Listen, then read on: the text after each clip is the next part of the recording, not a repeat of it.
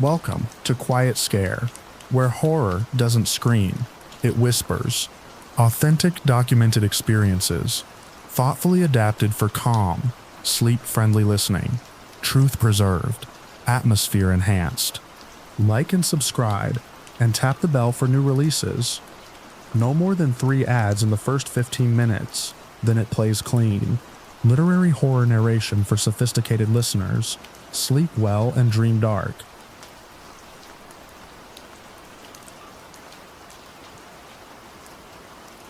Four of us drove up to the National Forest campground the last weekend of September, taking advantage of the site being nearly empty once the summer crowds cleared out, and set up our tents in a loose semicircle around the fire ring, the way we always did on trips like this.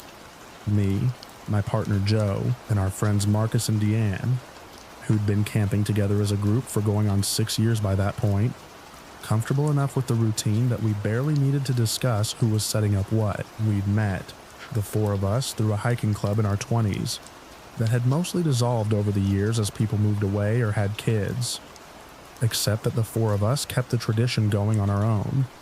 One long weekend every September after the crowds thinned out and the campground fees dropped. Marcus had scouted this particular site himself the year before and recommended it enthusiastically, citing the empty stretch of forest behind our usual sites and the near total absence of other campers on a normal late September weekend, a selling point that felt considerably less appealing in hindsight than it had when he first pitched the trip to the rest of us over text. The first night passed the way most of our trips did.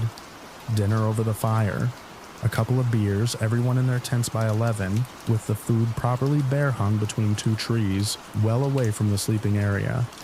A habit Marcus was strict about regardless of how safe any particular campground felt. I woke once around 2 a.m. to what I assumed was wind moving through the pines, a low, steady rustling that seemed to circle rather than blow through in one direction, and fell back asleep without thinking much of it, the way you do with sounds at that hour that don't quite justify getting up to investigate.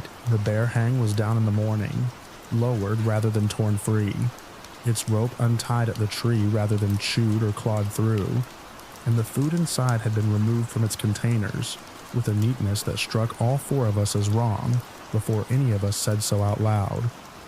Marcus, who knew more about wildlife than the rest of us combined, turned the empty containers over in his hands for a long moment and said, finally, that raccoons were smart, but not untying smart, and that whatever had gotten into our food had used its hands, or something functioning enough like hands, to manage a rope tied at height by an adult.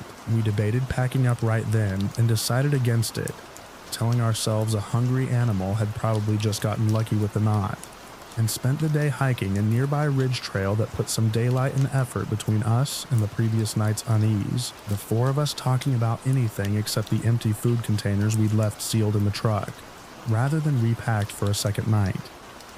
Joe mentioned, quietly on the hike back, that she'd felt watched during a solo trip to the tree line that morning to use the bathroom.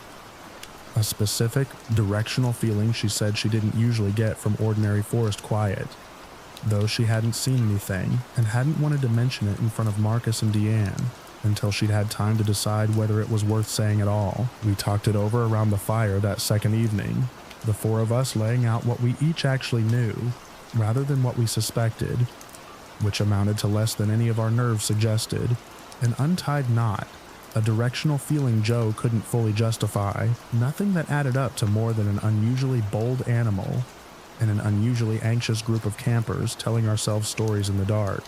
Deanne joked that we'd feel foolish in the morning for even discussing it this seriously, and none of us laughed quite as easily as the joke was probably meant to land. The second night, the circling sound came back closer to camp, close enough that Marcus, sleeping lightest of the 4 of us, sat up inside his tent and swept his flashlight along the tree line, without finding anything the beam could catch. In the morning, Deanne's tent zipper was found undone from the outside, the little external toggle we all used to lock it from the inside, somehow worked loose without her hearing anything through a full night's sleep, and a fresh set of disturbed leaves circled the entire camp perimeter in a rough, deliberate ring that none of us could match to a game trail. or a natural deer path through that section of forest. Deanne took the zipper especially hard, more than the rest of us took any single piece of it, since she'd been the one actually inside the tent in question. And she spent breakfast that morning describing, in more careful detail than any of us really wanted, the exact mechanics of how that toggle worked, and how unlikely it was to fail on its own, turning the small plastic tab over in her fingers, like it might eventually explain itself if she looked at it long enough. We drove to the ranger station that morning instead of continuing the trip as planned, mostly to report the food situation and ask whether other campers nearby had mentioned anything similar. The ranger who took our report, an older man who'd clearly heard a lot of camper complaints over a long career, didn't seem alarmed by any part of what we described, which somehow unsettled me more than alarm would have. He said campers should always store food properly, for their own good, in a tone that landed heavier than the sentence itself seemed to require. And when Deanne pressed him, gently, on what exactly he meant by that phrasing, he only repeated the same advice a second time, word for word, and moved on to the next camper waiting behind us in line. We packed up and left that same afternoon, a full day ahead of our planned departure, nobody arguing much against the idea once Marcus suggested it outright. On the drive out, stopped at the campground's exit to let another car pass, I noticed a single print pressed into the soft mud beside the entrance sign. Larger than made sense for a person, and oddly shaped for anything else any of us could name with confidence. Already half filled with the morning's rain by the time I thought to point it out to the others, Marcus called the campground office a few weeks later, once we were all home and the whole trip had taken on the slightly unreal quality that unsettling things get once they're safely behind you, and asked, as casually as he could manage, whether other campers had reported anything unusual that same weekend.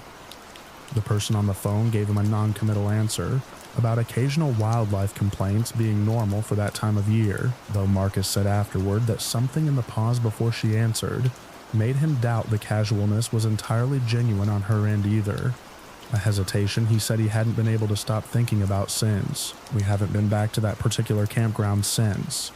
Not out of any explicit agreement, just a quiet mutual avoidance whenever Marcus proposes a new trip and pulls up a map showing that same stretch of forest. Joe still mentions, sometimes, that feeling from the tree line, the specific directional certainty of it, and none of us have ever managed to explain the untied knot, or the ring of disturbed leaves, or the print by the entrance sign in any way that actually satisfies the question, rather than just closing the conversation down.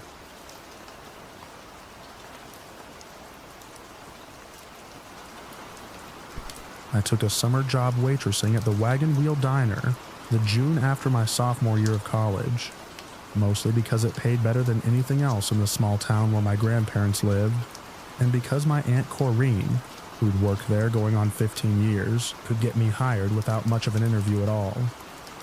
The diner sat on the town's single main strip, open until 11 most nights, the kind of place where the regulars had assigned seats nobody wrote down anywhere, but everyone respected all the same. I'd been spending summers with my grandparents in that town since I was a kid, long enough to know most of its rhythms, without ever having actually lived there or worked a job within it, and taking the diner job that particular summer felt like finally being let into a version of the town I'd only ever watched from the outside as a visiting granddaughter. My grandmother seemed pleased in a complicated way when I told her where I'd be working, and said only that the wagon wheel had been there longer than she had, which in a woman well into her 80s struck me as a bigger statement than she probably meant it to be.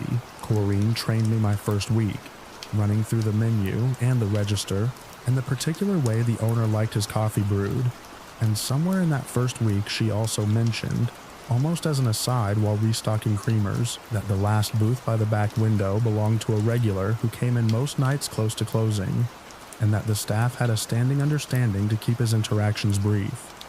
Take the order, bring it out, don't linger at the table, don't ask questions beyond what the job required. She said it in the same practical tone she'd used for everything else that week, folded in among instructions about the soda gun and the dish return, and I filed it away without asking more, the way you accept house rules at any new job without needing the full history behind each one. I noticed, over my first several weeks that the man in the last booth ordered the same thing most nights: a full dinner plate, coffee, a slice of pie, and that his food came back to the kitchen largely untouched, more often than not, which struck me as strange for a regular who clearly kept coming back for something. Corrine, or whichever other waitress had the late shift, always cleared his plate quickly and without comment, and I noticed too that nobody quite looked directly at him while doing it. The way you avoid looking directly at something without wanting to seem like you're avoiding it. The owner, a heavy-set man named Purnell, who mostly stayed in the back office doing paperwork, never once acknowledged the last booth's regular in front of me. Not a nod, not a word, despite passing directly by his table most closing shifts on the way to lock the front door. I noticed this specifically because Purnell greeted every other regular by name, loudly, the way small-town diner owners do, and his silence toward one particular booth read, once I noticed it, as its own kind of deliberate policy rather than simple oversight. I asked Corrine about him once, carefully, during a slow Tuesday afternoon shift we shared together, and watched her expression shift into something more guarded than I'd seen from her all summer. She said only that he'd been coming to the wagon wheel longer than she'd worked there, which was saying something, and that the specials weren't really for him, since he didn't eat them so much as need them ordered and set down and cleared away again, and that the kindest thing anyone could do was let that arrangement continue exactly the way it always had, without picking at the seams of it. I asked what would happen if someone did pick at the seams. She said she genuinely didn't know, and didn't want to be the one to find out on my behalf, or anyone else's. I served him myself, fully, for the first time on a slow night near the end of July, when Corrine had called in sick, and the other waitress on shift was buried with a large table clear across the diner. I took his order the way I'd take anyone's, and when I set his coffee down, he thanked me by name, my actual first name, which I had never once given him. Not that summer, not ever, since our brief interactions had never involved introductions of any kind on either side. I don't remember much else about serving him that particular night, beyond that single detail. My name in his mouth and a voice pitched perfectly ordinary. And I don't remember feeling afraid exactly. More a kind of total, disorienting wrongness. The sense of a piece of the evening not fitting the shape of the rest of it. I cleared his plate at closing the way I'd been trained to, quickly, without comment, and he left cash on the table that covered the bill, with a tip generous enough that I almost said something and didn't. Corrine came back to work 2 days later and asked, gently, whether anything unusual had happened while she was out, in a tone that told me she already suspected the answer before I gave it. I told her about my name. She went quiet for a long moment, then said that had never happened to her in 15 years of clearing his plate, not once, and that she didn't know what to make of it any more than I did, though she said it in a voice that suggested she had theories she'd decided a long time ago not to pursue out loud. She asked me, gently, not to mention it to the owner, since he'd never much liked being reminded that the last booth ran by its own rules.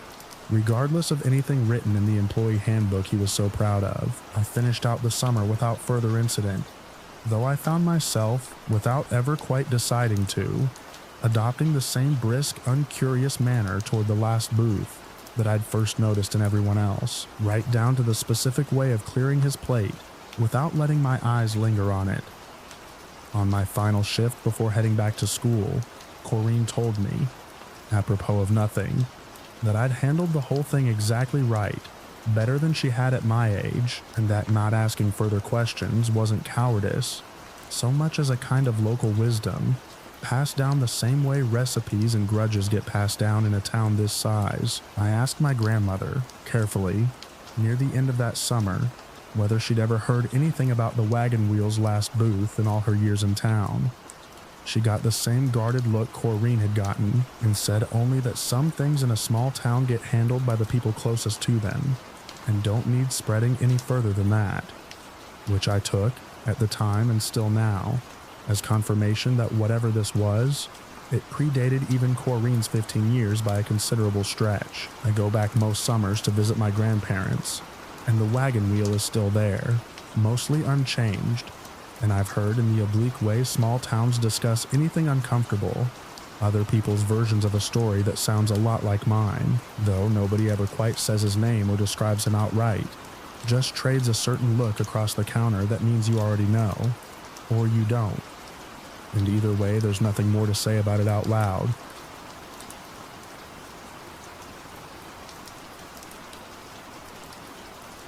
The notification came through at 3:47 a.m. on a Tuesday, the video doorbell app flagging motion on the front porch, and I almost swiped it away without watching, the way I usually did when a moth or a shift in porch light shadow set the sensor off for no real reason.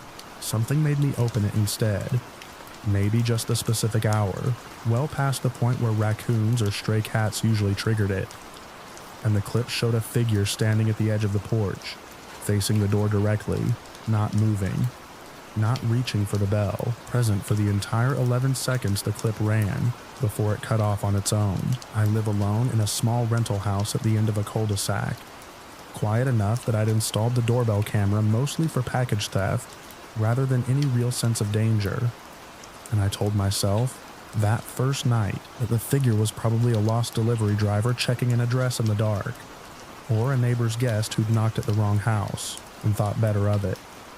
I didn't sleep well afterward regardless of what I told myself, and in the morning I found the welcome mat shifted several inches out of place, angled toward the door rather than square to it, though I couldn't have said with any confidence that I hadn't simply bumped it myself at some point without noticing. I'd moved into the house about 8 months earlier, my first time living entirely alone after a string of roommates going back to college, and I'd leaned hard into small security habits that first year. The doorbell camera, a deadbolt I checked twice before bed, a habit of texting my sister a photo of my locked front door some nights, just so someone else knew I'd done it. None of those habits had ever actually mattered before, in the sense of catching anything worth catching, and some part of me almost missed the version of myself who could dismiss a notification without opening it. It happened again 4 nights later.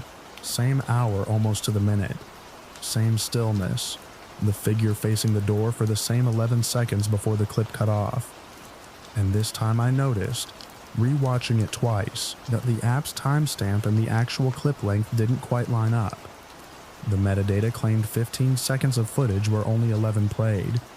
The missing 4 seconds simply absent rather than corrupted, as if something had been trimmed from either end, without leaving the usual artifacts of a bad file. I mentioned it to my sister first, mostly because she lived close enough to come stay a night if I asked her to, and she suggested, reasonably, that I install a brighter motion sensor floodlight to supplement the doorbell camera's night vision, since better lighting alone might explain and end the whole thing.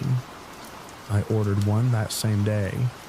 In the 2 nights before it arrived, the notification came twice more, and on the second of those nights I found a single muddy footprint on the top porch step, angled toward the door, larger than any shoe my own small collection could account for, with no trail of matching prints leading up the walkway to explain how it had arrived there alone. I spent a chunk of that same night searching online for anything describing similar doorbell footage, mostly out of a need to know whether I was imagining a pattern that wasn't really there, and found a handful of unrelated stories from other cities, other doorbell brands, describing figures that stood motionless at the edge of a porch's camera range, without ever quite entering the well-lit center of the frame.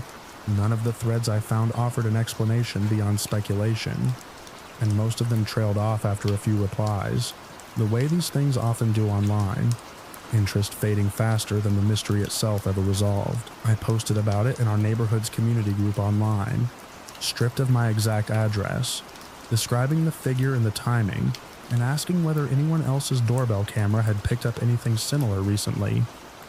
The replies came faster than I expected, and more specific.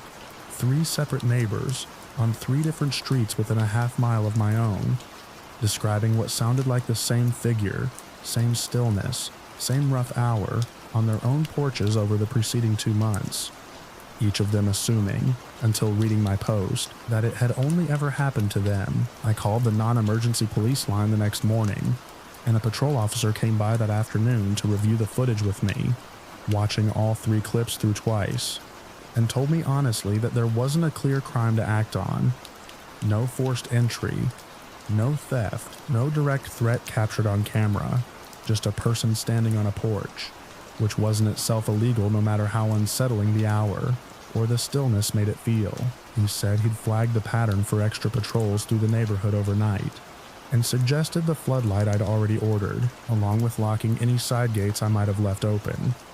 Practical advice that did nothing to explain who or what had been standing on my porch 4 separate nights running, and nothing to explain why the same figure had apparently made the rounds of at least 3 other houses within the same short stretch of streets. I asked him, before he left, whether he'd personally seen a report like this before. He hesitated in a way that told me more than whatever he actually said next, which was only that porches attracted odd behavior for all kinds of ordinary reasons, and that he didn't want to speculate beyond the footage in front of him. I got the sense, watching him fold up his notepad, that he had a longer answer he'd decided not to give a homeowner standing alone on her own porch at 10 in the morning. The floodlight arrived and I installed it myself that weekend, angled to catch the porch and most of the front walk, and the notification stopped for me within the week.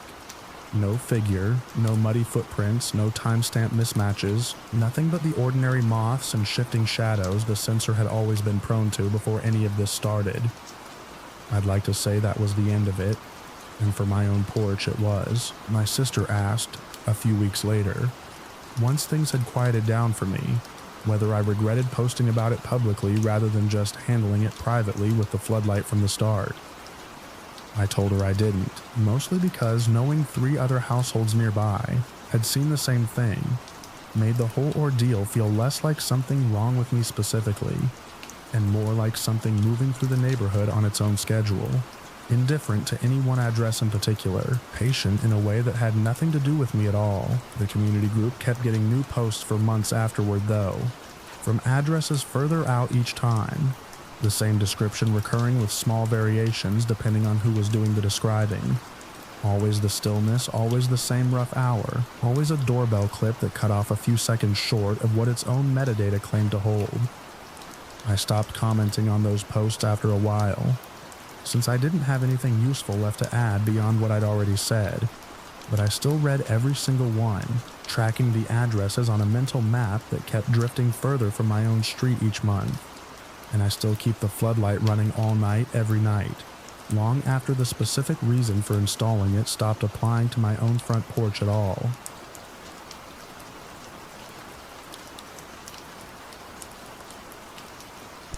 I started at the university that fall, assigned to a triple on the 3rd floor of Bellamy Hall, one of the oldest dorms on campus, and the room directly across from mine, 314, sat with a strip of blue tape across its door and a printed sign reading unassigned, contact housing office. My RA, a soft-spoken senior named Bethany, explained on move-in day that it was just a quirk of enrollment numbers running under projection that year. One room in the building simply left empty. Nothing more interesting than that. I'd picked Bellamy specifically during housing selection, actually, since it sat closest to the science building where most of my classes would be that semester, and my mother had joked, dropping me off, that the building had good bones, the kind of compliment she paid to houses on renovation shows without much thought for what might be living inside those bones after a century of student turnover. My 2 roommates, Denise and a transfer student named Farah, had picked Bellamy for less romantic reasons than mine, mostly because it was cheaper than the newer dorms, and neither of them seemed to share my fondness for the building's age once the noises started. Bellamy Hall has the kind of history undergrad tour guides mention in passing and never elaborate on. Built in the 1920s, renovated twice since, old enough that the floors creak in specific, memorable spots, and the radiators clang through a whole vocabulary of their own each winter. I liked the building for exactly that reason at first. The sense of it having held decades of other people's ordinary lives before mine, until I started noticing that some of what I heard through the walls at night wasn't coming from either of my roommates or the room beside us, but from directly across the hall, from 314. It started small, a light visible under the door some nights and not others, no schedule I could map to it. And once, around midnight during my second week, the muffled rhythm of a television, indistinct dialogue rising and falling the way television does, coming from a room that had a printed sign on it declaring it empty. I mentioned it to my roommates first, half expecting them to say they hadn't noticed anything, and instead got two separate confirmations that they'd heard the same thing on different nights, which made it feel less like something wrong with my own hearing and more like something wrong with the room. I brought it to Bethany properly a few days later, expecting the kind of easy reassurance she'd given at move-in, and instead watched her expression do something complicated before she settled back into her professional tone and said she'd check into it. She let herself into 314 with me, standing in the hallway the next afternoon. Broad daylight, both of us a little sheepish about the whole thing, and the room inside looked exactly as advertised. Stripped bed frame, bare mattress, empty desk, dust undisturbed on the windowsill in a way that suggested nobody had opened that window or that door in a long time. Bethany said old buildings settle and creak and sometimes throw sound in strange directions through shared ductwork, which was probably all this was. And I told myself that was a reasonable enough explanation to let the matter drop. The noises continued anyway, unbothered by our daylight inspection. And about 3 weeks into the semester, I woke close to 2 a.m. to a sound clearly located across the hall, rather than anywhere else, distinct enough that I got up and looked through my own peephole, rather than just lying there listening. The strip of blue tape across 314's door hung loose at one end, as though someone had peeled it back to get in and pressed it closed again without quite matching the original seal. I didn't cross the hall to check. I went back to bed and lay awake instead, telling myself in the morning I'd report the broken tape seal to Bethany and let it become someone else's problem to solve. Farah, in particular, started sleeping with her earbuds in most nights after that, something she'd never done before according to Denise, who'd known her since freshman orientation, and I noticed she'd started timing her trips to the shared bathroom down the hall to avoid passing 314's door alone after dark, taking the long way around through the stairwell instead, even though it added a full minute to the walk each way. Bethany checked the room again the next day and reported back that the bed, still stripped of sheets, showed a faint depression in the bare mattress that hadn't been there during our first look. The kind of impression you'd expect from someone lying on it, briefly, without bedding of their own. She didn't have an explanation for that either, and I noticed, over the following days, that she'd started avoiding the third floor herself when she didn't strictly need to be there for rounds. I pushed the issue up the chain after that, emailing the residence life office directly, and got a reply a week later from a housing supervisor who arranged to meet me in person rather than answer over email, which struck me immediately as its own kind of answer. She confirmed, carefully, in the measured language of someone choosing every word, that Bellamy Hall's third floor had generated more room transfer requests over the years than any comparable floor in any other dorm on campus, disproportionately clustered around 314 and its immediate neighbors, though she said the university had never found a structural or environmental cause worth attaching to a public explanation, and that housing policy discouraged staff from discussing the pattern directly with students, to avoid, in her words, giving a rumor more shape than it already had on its own. I asked her, since she'd been willing to say this much, whether she personally believed there was something to it beyond old plumbing and student imagination. She was quiet long enough that I thought she wouldn't answer at all, and then said only that she'd worked in housing for 11 years and had stopped assigning her own children's names, jokingly or otherwise, as placeholders on paperwork for room 314, which she recognized wasn't really an answer either, and seemed, from her face, to know it. I requested a room transfer that same week to a newer dorm on the other side of campus, and housing approved it without much friction, faster than transfer requests usually moved according to everyone I asked. I heard, secondhand, through friends who stayed in Bellamy for the rest of that year and the years after, that 314 got its blue tape and unassigned sign back within days of my leaving, and that new residents on the third floor kept discovering the same thing I had, On their own timelines, in their own ways, the story passed down now less as a warning than as a kind of orientation trivia, the sort of thing an RA mentions with a knowing look during the first floor meeting of the year. Half joke and half something else, neither confirmed nor denied. Denise and Farah both requested transfers of their own within the month, separately, without much discussion between the three of us about why. And by the following year, I heard that Bellamy's third floor had been reassigned entirely to graduate housing, a change the university described in a brief campus-wide email as an administrative reorganization, unrelated to any specific building concerns. Worded carefully enough that I read it twice before deciding it explained nothing at all. I still think about that faint depression in a bare mattress, more than I'd like to, in a room the university's own records insist, to this day, has never once been occupied.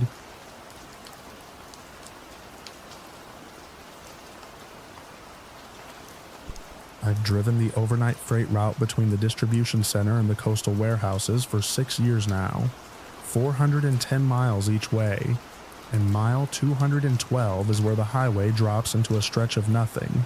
No exits, no rest areas with more than a vending machine and a payphone nobody's used in a decade.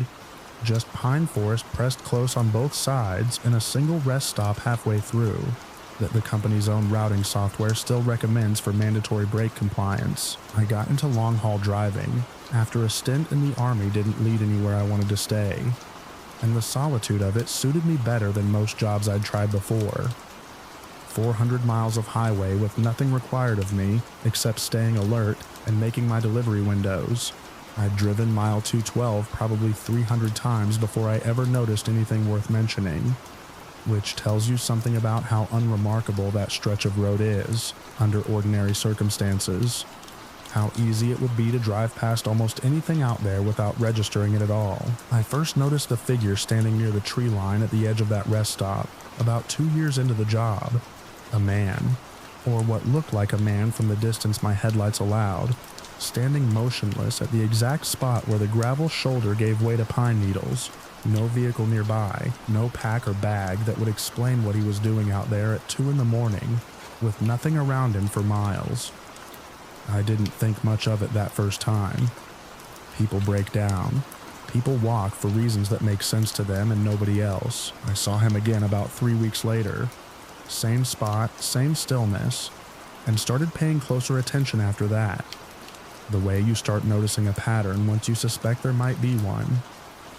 Over the better part of a year, I counted him at that rest stop more times than I felt comfortable admitting to myself. Always in the same place, always at roughly the same hour. Never once closer to the road than that first sighting. Never once further back into the tree line either, as though he occupied a single fixed point I happened to pass, on a schedule that occasionally lined up with his. I mentioned it on the CB one night, half joking, asking if anyone else running this route had seen a guy hanging around the mile 212 rest stop at odd hours. The response came back quicker and more serious than I expected. 3 or 4 other voices confirming they'd seen the same thing, or something close enough to it, over the years. Always described the same way. Motionless at the tree line, never approaching, gone by the time anyone doubled back to check. One older driver, a woman who'd been running these roads longer than I'd been driving at all, said the newer guys had taken to calling him the walker, and that the smartest thing to do was keep driving and not think about it too hard. The same advice she said she'd been given by someone else years before her. I ran into that same driver in person a few months later, at a truck stop 200 miles up the route, and asked her more about it over coffee, since a CB conversation never feels like the right place for a real answer.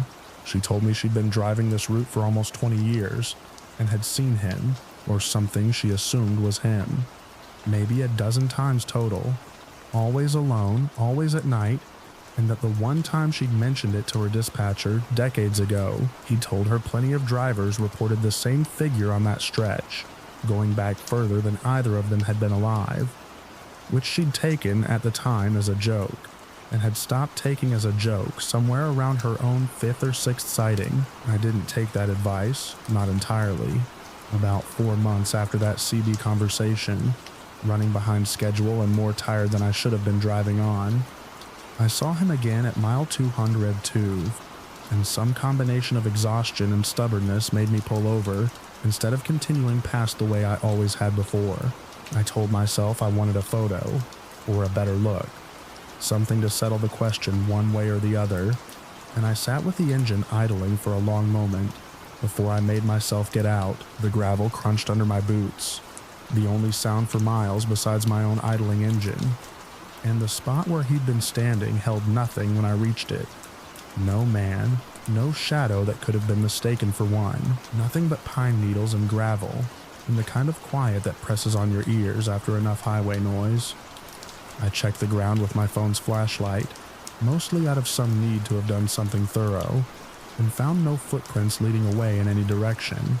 Not toward the trees, not back toward the road, though the ground held plenty of impressions right at that spot, close together, the kind you'd expect from someone standing still for a long time, rather than someone walking anywhere at all. I got back in my truck faster than I'd gotten out of it, and I didn't look in my mirrors again until I'd put a solid 10 miles behind me, at which point I made myself check, and saw only empty road, taillights of nothing, the rest stop long since swallowed by the dark behind me.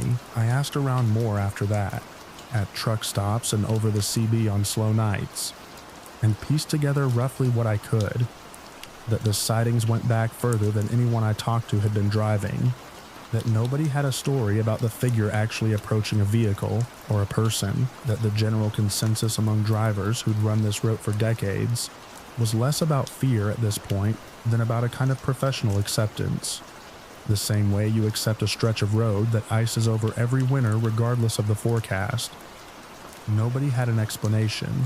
Nobody particularly wanted one anymore. I looked into the history of that stretch of highway once, on a slow afternoon at home, mostly curious whether some specific event might explain a recurring figure fixed to one location. I found nothing conclusive. A couple of old accident reports decades apart. Nothing that stood out from any other rural highway of similar age and traffic. No single story that the walker could be neatly hung on. Maybe that's its own kind of answer. Some roads seem to collect these things without needing a reason, the way certain houses collect bad luck regardless of who actually lived in them. I still run this route, because the pay is good and the company doesn't have another one to offer me. But I've adjusted my schedule where I can to pass mile 212, either well before or well after the hours when I've seen him. Small margins that probably mean nothing at all. My dispatcher, when I finally worked up the nerve to ask for the schedule change outright, didn't ask for much of an explanation, which made me wonder, not for the first time, how many other drivers on this route had asked for the exact same favor before me. Some nights, running later than planned, headlights catching nothing but pine and gravel, and reflective markers ticking past, I find myself watching that tree line anyway, half hoping not to see him and half needing to know, one more time, whether he's still standing exactly where I left him.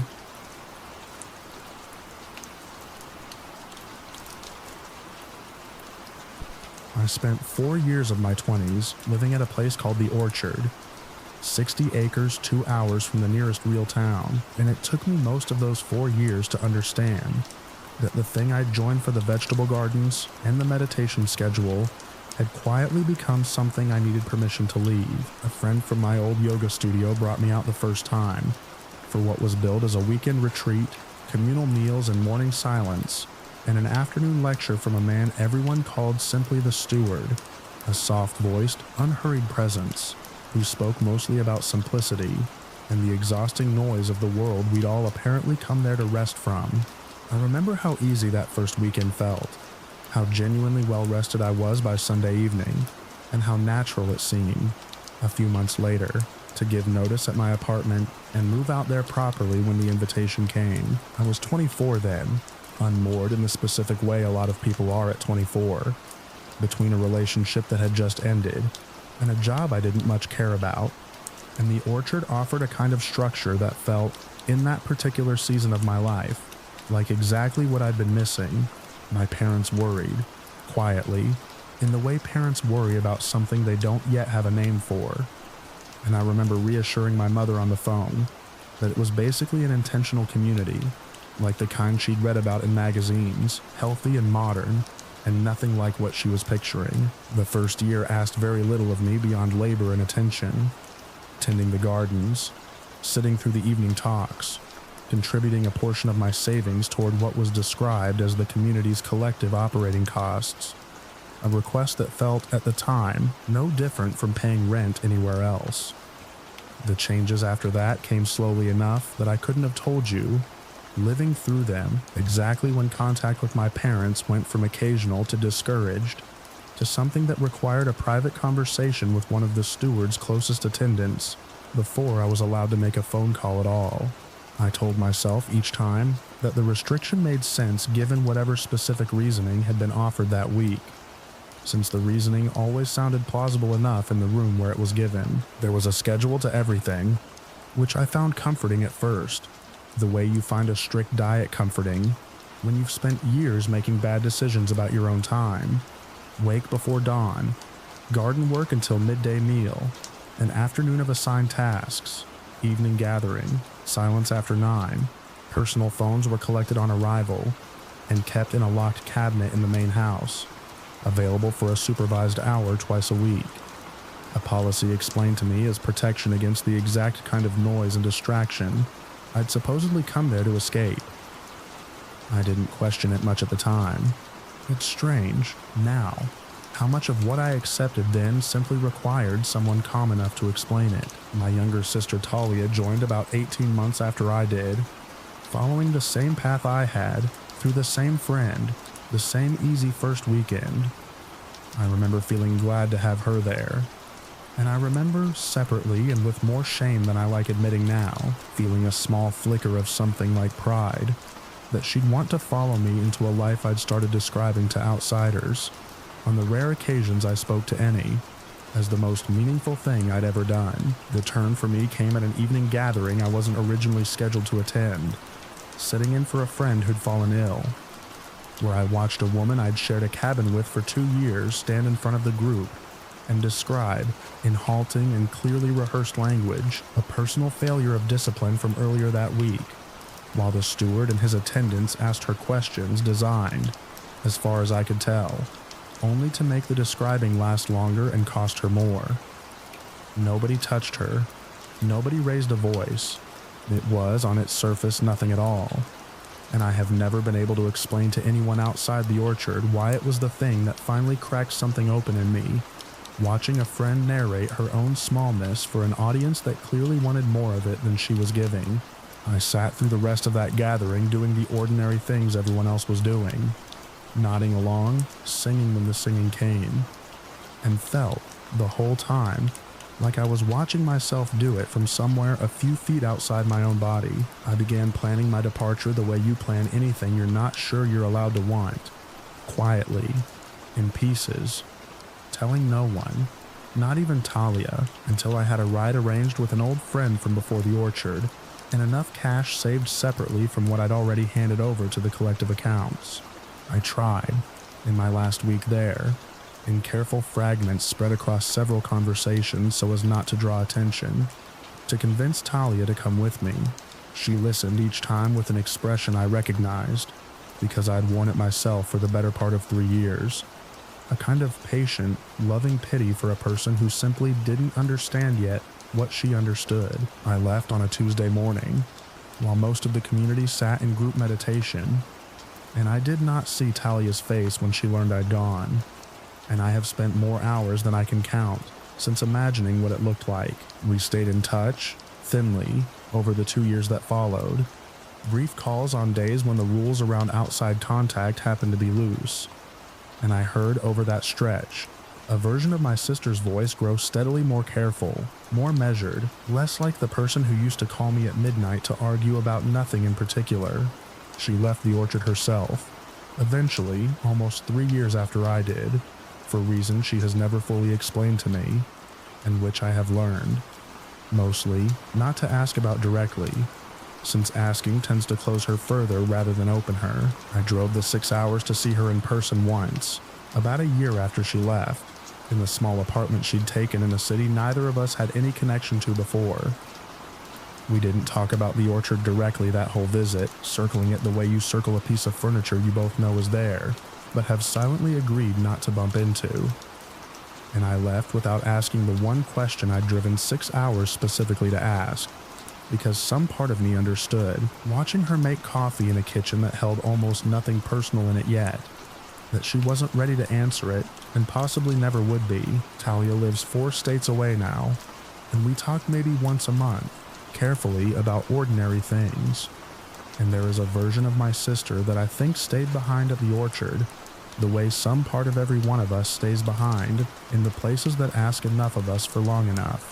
I looked the property up online a few years back and found it operating under a different name, a wellness retreat with a tasteful website and a waiting list.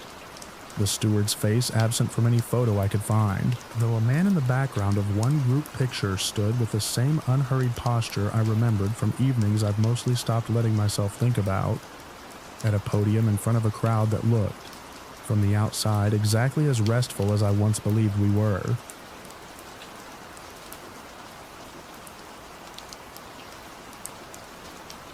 My friend Priya and I filmed abandoned places for a small following online. Nothing serious, just a hobby that occasionally covered our gas money through ad revenue, and Meridian Square Mall had sat closed for 4 years by the time we finally talked our way in through a service door a security guard's cousin left unlocked for us after the last patrol of the evening.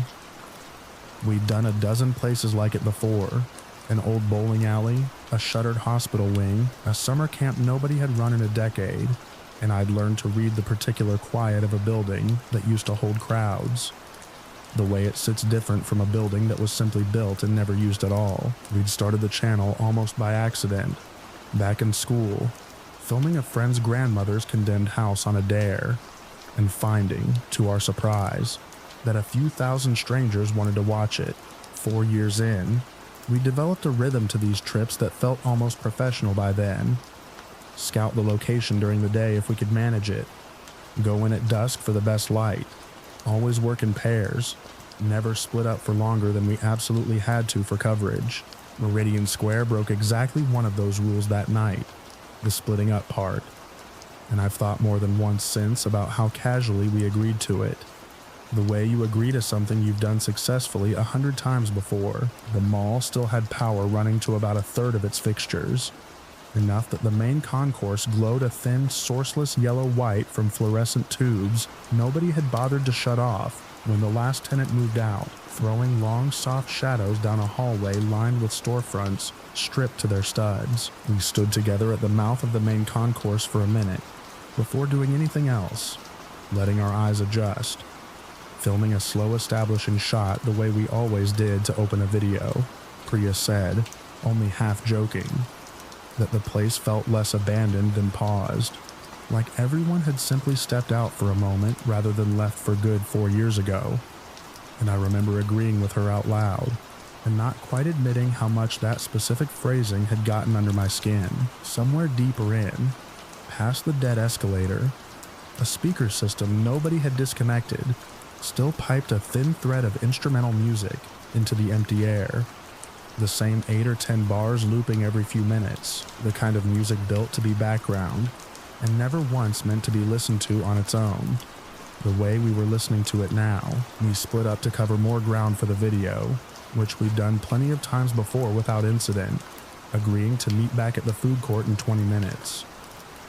I took the north wing, past a stripped department store and a kiosk still holding a rack of sunglasses nobody had bothered to clear out, filming for the kind of atmosphere our audience liked. Dust, decay, the particular melancholy of a place built entirely for people, and now holding none of them. Priya took the south wing, toward the sound of that looping music, since she wanted footage of the old fountain in the food court. The one rumor said still ran on its own timer, even after everything else had been shut off. 20 minutes passed, and then 30, and I made my way back to the food court alone, calling her name into a space built with terrible acoustics for exactly that kind of calling. Every syllable bouncing flat and directionless off tile and dead storefront glass, impossible to tell which way an answer, if one came, would have come from. The fountain was running, just as the rumor claimed, water endlessly circulating through pump machinery somebody had never gotten around to switching off. The sound of it strange and almost cheerful against the rest of the building's silence. I found Priya sitting on the fountain's low-tiled edge, camera resting dark and forgotten in her lap, looking at the water instead of at anything I could see a reason for her to be looking at.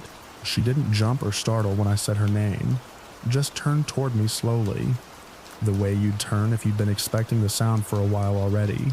I asked what happened, why she hadn't answered, and she said, in a voice flattened out in a way I'd never heard from her before, that she wanted to leave, now, without finishing the shoot, without discussing it any further. I want to be honest, that I don't know what she saw, if she saw anything at all, because she wouldn't describe it to me that night, or any night since. Not in the car on the drive home, not in the weeks after when I asked more gently, not the one time I asked less gently and immediately regretted it. She said only, once, months later, that the fountain's reflection had shown her the food court behind her, tables and empty storefronts, the way any reflection would, except that for a few seconds, before she made herself look away, the reflection had held more people standing at the railing above than the actual empty balcony behind her could have possibly contained. We left through the same service door we'd come in, faster than we'd planned, and I drove her home without either of us mentioning the footage still sitting unfinished on both our cameras.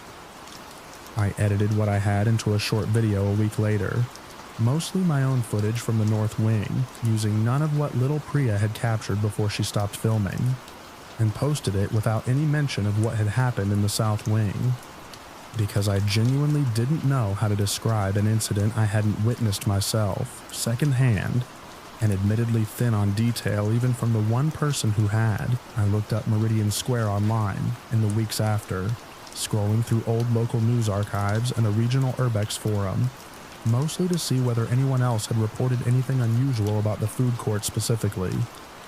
I found nothing describing what Priya wouldn't describe to me, though I found, buried in a decade-old thread about the mall's decline, a single unanswered post from someone claiming to have worked security there in its last year, asking whether anyone else had noticed how the food court fountain's reflection sometimes seemed to run a few seconds behind everything else in the room. Nobody had replied to it. I didn't reply to it either. Priya stopped coming on these trips with me after that, gently at first and then simply as a matter of unspoken fact, finding other reasons to be busy whenever I mentioned a new location. We're still friends, still text most weeks, but there's a version of that friendship that stayed behind in that food court, some ease between us that didn't survive the drive home, and neither of us has ever tried very hard to get it back. I went back to Meridian Square once more, alone, almost a year later, mostly to see whether the fountain still ran and the music still looped the way I remembered. Both did. I didn't go anywhere near the food court's railing or the water's reflective surface for longer than it took to confirm the pump was still working, and I didn't call out to see if the acoustics still swallowed a voice the same way. And I filmed only the North Wing again, the department store, the sunglasses kiosk, careful and thorough and unwilling, even alone, to walk south past the dead escalator toward wherever it was my friend had stopped being willing to look.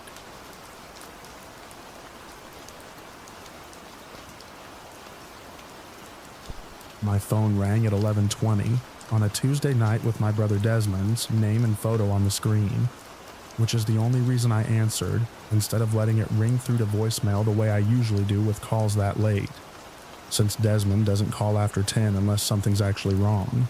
The voice on the other end was his, unmistakably his, ragged and short of breath, telling me he'd been in an accident on the interstate and needed me to listen without hanging up, no matter what I heard next. I sat straight up in bed, already reaching for my shoes with my free hand, asking him where he was, whether he was hurt, whether he'd called an ambulance.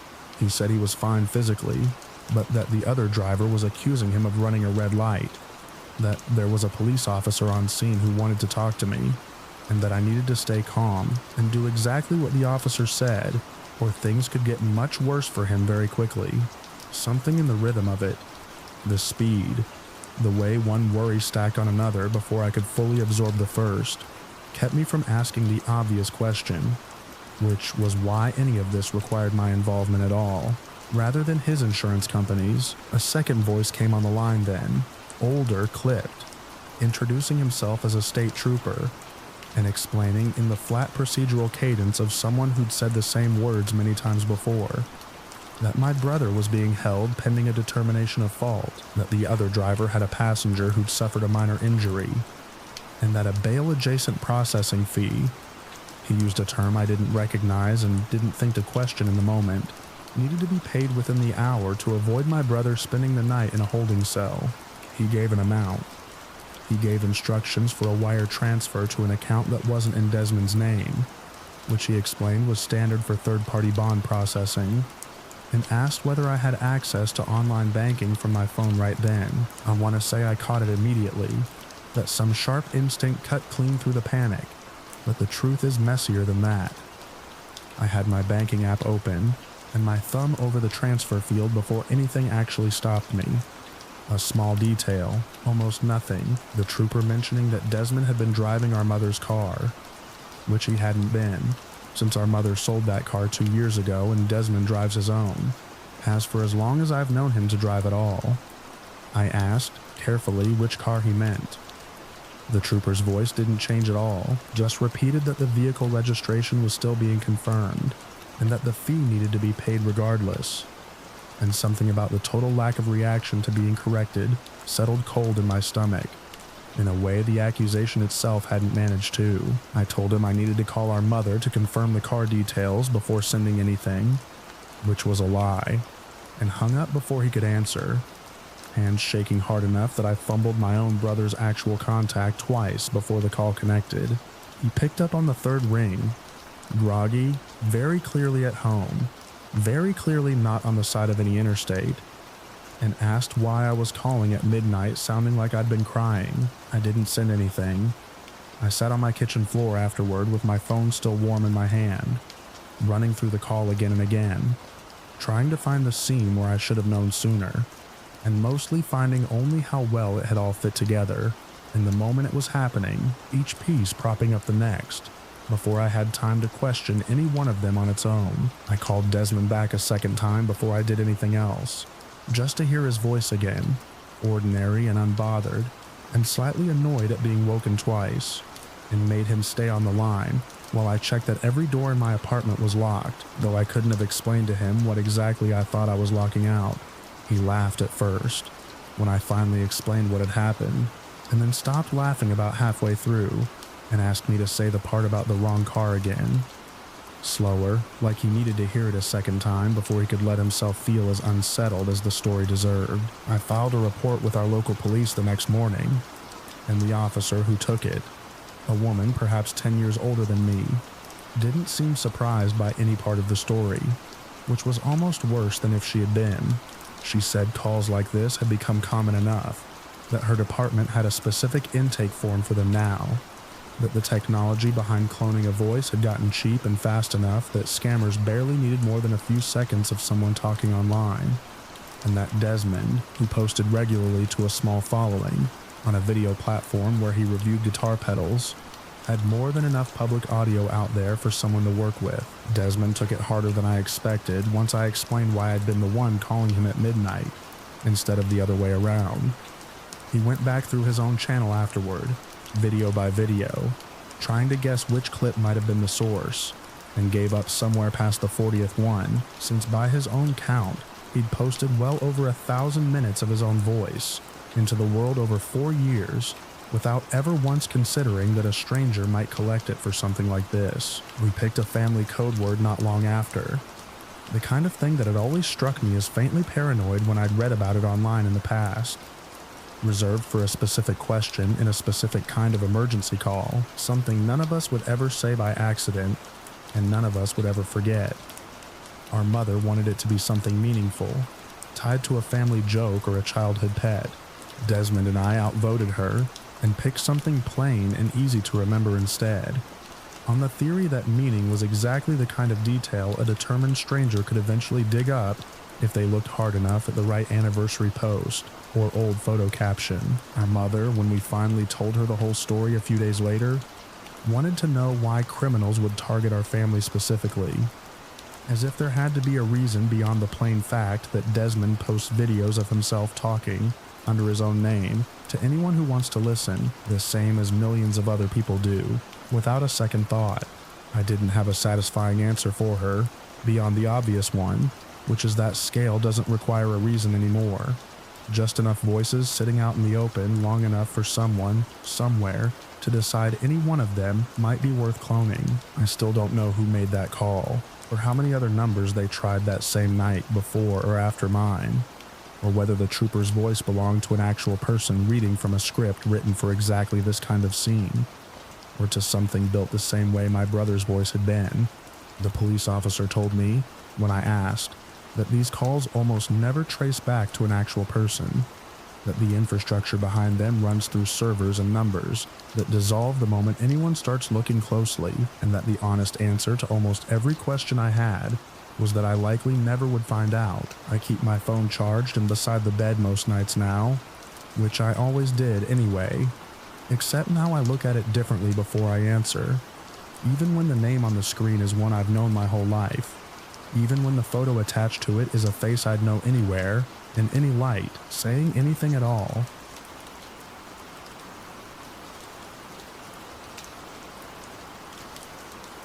I moved into apartment 4B on the 1st of the month, a one-bedroom on the top floor of a converted brick building downtown, and the landlord, a soft-spoken man named Aldous, who managed the building himself rather than through an agency, told me during the walkthrough that the unit next door, 4A, had been vacant for renovation for the better part of a year, and wouldn't be rented again until the work finished sometime in spring. I didn't think much of it until my second night there, lying in bed close enough to the shared wall to hear a television murmuring on the other side, low and indistinct, the kind of sound you'd expect from someone half watching something before sleep. I'd taken the apartment mostly for the rent, which ran a few hundred below what similar units downtown were going for, and for the light. The top floor caught the afternoon sun in a way that made the whole place feel less like the cramped studio I'd left behind.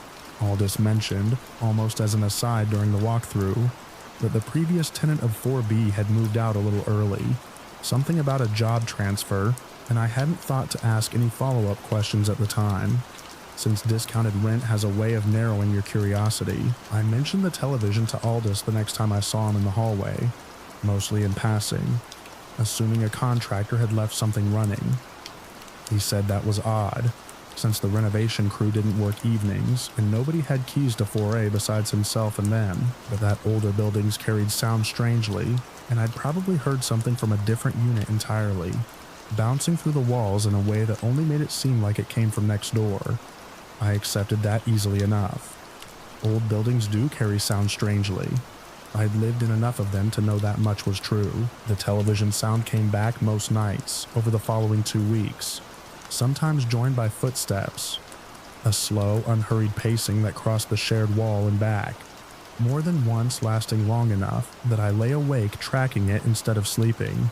I started keeping a light on in my own bedroom some nights, which helped nothing practical, but made the apartment feel less like a place where I was the only person awake in it. I mentioned the noise once to a neighbor in 4C, an older man named Petrov who'd lived in the building longer than anyone else on the floor, catching him in the hallway one evening while he collected his mail. He got quiet in a way that felt different from Aldous's careful vagueness, more like genuine reluctance, and said only that 4A had been trouble on and off for years, long before the current renovation, and that he'd learned not to ask Aldous about it directly because the answers never changed anything about the noise itself. He wished me luck, in a tone that made the phrase sound less like a courtesy and more like an actual concern, and let himself into his apartment without saying anything further. I caught myself, one night around midnight, standing at my own front door with my eye to the peephole, watching the gap under 4A's door for the shift of a shadow or the flicker of a light. And I saw, for maybe 4 seconds, A thin line of lamplight where there should have been none, since Aldous had told me the power to that unit was shut off for the renovation. The light went out while I was still watching it. Not flickering, not fading, just gone, the way a switch gets flipped. I called Aldous the next morning and told him what I'd seen. More specifically this time, since a vague report about sound through a wall clearly hadn't moved him the first time. He was quiet for a moment and then admitted, a little reluctantly, that the power to 4A hadn't actually been shut off since the renovation crew needed it for tools, and that the unit was also being used to store overflow file boxes for the insurance office on the ground floor, which might explain a light left on by mistake, though it wouldn't explain footsteps or a television, and he said as much himself before I had to point it out. He offered to go up and check the unit with me that same afternoon, which I appreciated more than I let on, since I hadn't wanted to be the only person who'd have to explain what we found, if we found anything at all.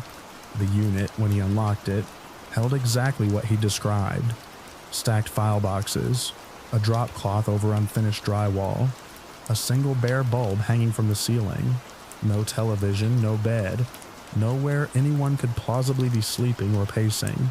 It smelled of sawdust and old paper and nothing else. Aldous stood in the doorway a while, looking almost as unsettled as I felt, and said he genuinely didn't have an explanation, that he'd owned the building for 11 years, and this was the first time a tenant had described anything like this to him. Though he said the second half of that sentence slightly too fast, in the way people talk when they're deciding, in the moment, to leave something out. I asked him, before we left the unit, whether Petrov had ever complained to him about 4A. He said Petrov complained about a lot of things, in the tired tone of a landlord who'd stopped taking one particular tenant's grievances at face value years ago, though he admitted, after a pause, that Petrov's complaints about that specific unit had been going on longer than Aldous himself had owned the building, inherited along with the property from the previous landlord, who'd never explained them either. The noises continued after that, on and off. For the rest of the month I stayed. I stopped reporting each instance individually, the way you stop reporting rain once you've accepted the season has changed, and started looking instead for an apartment elsewhere, telling myself it was about the noise and the sleep I was losing, rather than anything I couldn't quite put a name to.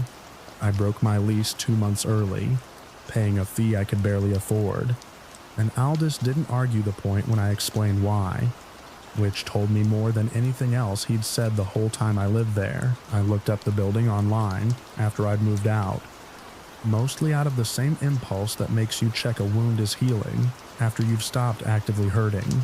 An apartment listing site from several years back had a single review, 3 stars, from a tenant in what the review specified as Unit 4B, my unit, describing almost exactly what I'd heard.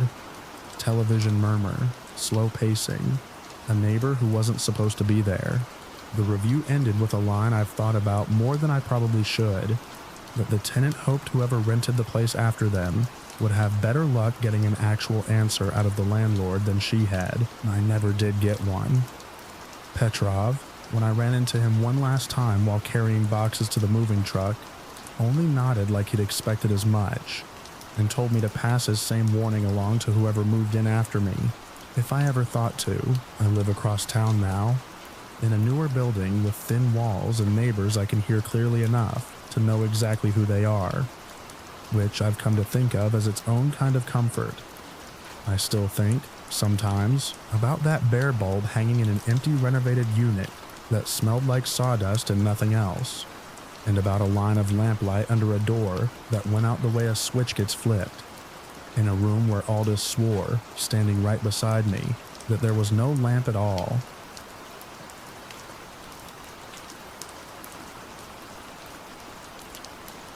My sister Renata and I drove up to the lake house the second week of October, later in the season than either of us would have liked, to deal with a burst pipe under the kitchen sink, before the whole place froze over for the winter and the damage got worse. Our parents had stopped using the house themselves 3 years back, after our father's knees gave out on the dock stairs, and had decided over a phone call neither of us fully agreed with to list it for sale in the spring. Our job for the weekend was simple enough on paper. Fix what needed fixing, winterize what needed winterizing, get the place ready to show. I'd spent every summer of my childhood at that house, and so had Renata. And some part of the drive up felt less like a chore and more like visiting a relative we both knew was dying slowly of neglect. The dock where our father used to teach us to fish had gone gray and soft at the edges. The tire swing still hung from the big oak by the water, rope frayed to half its original thickness, and neither of us mentioned it out loud. Though I caught Renata looking at it the same way I was. The house sits at the end of a gravel road. The county stops plowing reliably once real winter sets in, half a mile from the nearest neighbor, closer to the water than to anything else. Our father had a security system installed years ago, more out of habit than necessity, and Renata had the code memorized from childhood summers. We let ourselves in a little before noon, expecting dust and stale air, and not much else, since the alarm log Walt, the caretaker who checked on the place every few weeks for a modest fee, sent our father monthly, had shown nothing unusual in months. The stale air was there. So was the dust, mostly.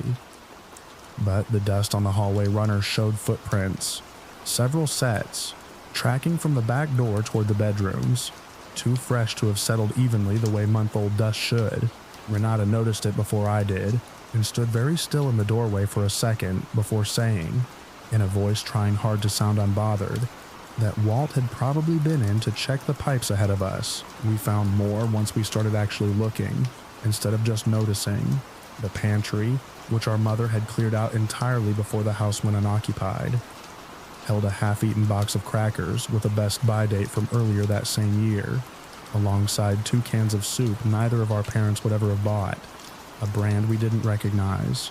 The bed in the smaller of the 2 guest rooms was made, more or less, in a way that read less like preserved and more like recently slept in, and hastily straightened, a pillow with a dent still holding its shape, a blanket folded at an angle instead of squared the way our mother always squared them. None of the doors or windows showed signs of forced entry.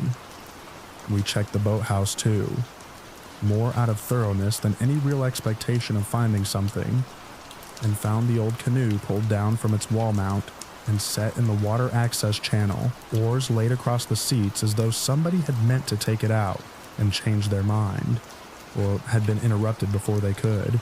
Our father kept the canoe locked to its mount, with a cable specifically because raccoons and the occasional teenager had messed with it over the years, and the cable lay coiled neatly on the boathouse floor, unbroken. The padlock still closed around nothing at all. The alarm log, which Renata pulled up on her phone through the app tied to the system, showed no disarm events at all since our parents' last visit 8 months prior, which meant, as far as the house's own records were concerned, nobody had been inside since April. We called Walt from the dock that afternoon, mostly to ask whether he had a key and had let himself in recently for any reason. Maybe to check on something after a storm. He said he hadn't been by since his last scheduled visit, 6 weeks back, and that everything had looked fine then, same as always. When we described the crackers, the soup, the bed, he went quiet on the line for a few seconds, long enough that Renata glanced at me, and then he said, in the careful tone of someone choosing words they'd chosen before, that the Hendersons, the family who'd owned the house 2 owners before our parents, back in the 80s, used to mention something similar from time to time, food gone missing, a bed that looked used, and that he'd always assumed it was raccoons, or the odd drifter finding an unlocked window. Nothing worth making a report over. I asked if he thought it was raccoons this time. He said probably not, given the crackers were still in the box, and the cans were still sealed, and that he'd come by first thing in the morning to check the exterior for any sign of entry he might have missed. He did come by, early, and found nothing. No broken locks, no pried windows, no gap in the crawlspace access that Renata and I hadn't already checked ourselves the night before, working by flashlight because neither of us wanted to say out loud that we didn't want to be in the house alone come dark. We finished the pipe repair that Saturday and drove home Sunday morning without incident, though neither of us slept well the one night we stayed. taking turns keeping the kitchen light on for no reason either of us could have defended out loud. We told our parents about the footprints in the pantry and the bed, editing out the parts that would have worried them the way we ourselves had been worried, framing it instead as evidence that Walt should probably check the property more often between visits.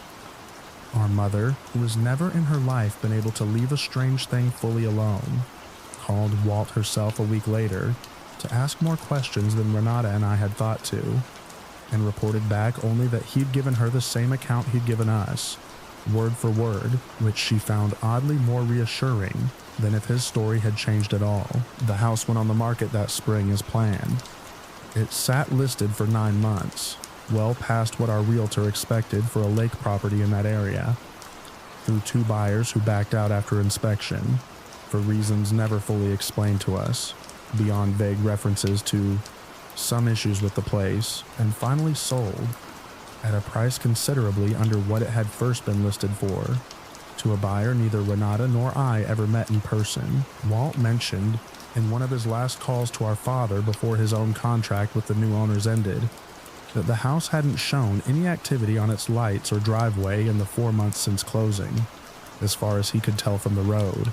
Our father took that as confirmation the buyer was some kind of investor sitting on the property, which is probably exactly what it was.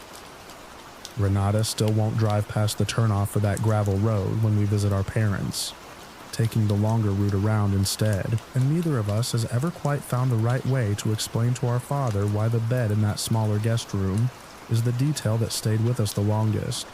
More than the footprints, more than the unfamiliar suit. A pillow holding the shape of somebody's head in a house that every official record insists had been empty for 8 straight months.